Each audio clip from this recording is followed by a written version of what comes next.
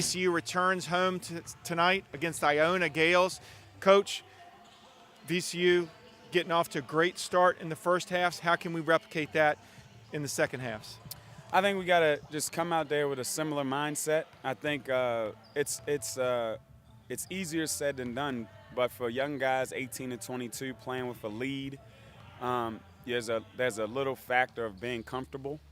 We got these guys figured out. We'll be fine. And I think a little bit underestimating that teams are going to continue to do what they do, and if you give them any hope or daylight or a sense of belief that they're right back in the game, I think they're going to go after that. You know, one of the things that I think in particular is we got to match that same level of defensive intensity that we start the games with. And, you know, as a coaching staff, we talked about when we don't see that, just getting guys in. You know, that's the beauty of playing at VCU. The depth, you know, Coach always talks about it. You've heard the players say it as well. Our army of guys, we have guys on our bench that could be starters for other teams, and I think we just got to get those guys in there to give that jolt back if a guy's maybe starting off a little sluggish or not as focused coming out of the locker room. VCU continues its gauntlet of guards so far in the non-conference schedule with a guard-oriented team. Ricky McGill comes in, first team All-MAC. And so how is VCU going to try to stop the penetration that's been somewhat of a problem here in the first part of the season? Yeah, I would say well, two things. One, I would say, yes, we have had some guys that have had big nights against us.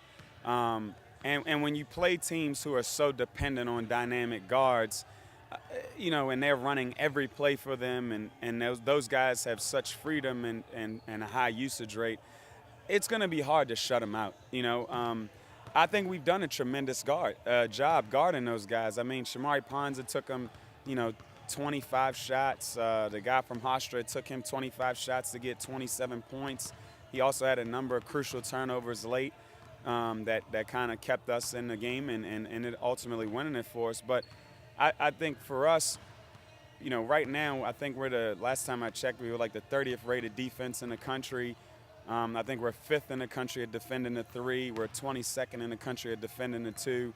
And like, I think 4th or 5th in effective field goal percentage defense. So, like I said, I think the big picture is that we're doing what we need to do to defend people, but to limit guys and to make it harder for those key guys like McGill.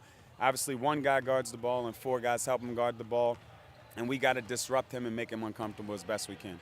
So this will be a fun game for Ram fans to watch because the style of plays will be very similar. Both teams want to get up and down the court versus team holding it and running some shot clock. Talk about how excited or how you prepare your team to play against a team that's similar to your style of play versus totally separate, totally opposite of your style of play. I think our guys will enjoy it. That's how we practice every day. I think that's one thing. And the message that Coach has really been driving home to our guys is like, hey, similar styles, but the team that does have the most discipline in that playing style will be the team that wins out. You know, both teams cause a lot of fouls. Both teams cause a lot of turnovers. At the same time, both teams, you know, we're probably fouling a little bit more than we would like, and I'm sure they would probably say the same.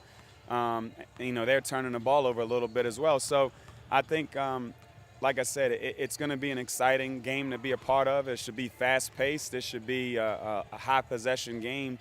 But at the same time, I think, you know, the team that can dictate their style but also be ball tough and, you know, get stops without fouling will be the team that wins. Great. VCU Iona, ESPN Plus in Masson, 7 p.m. Thanks, Coach.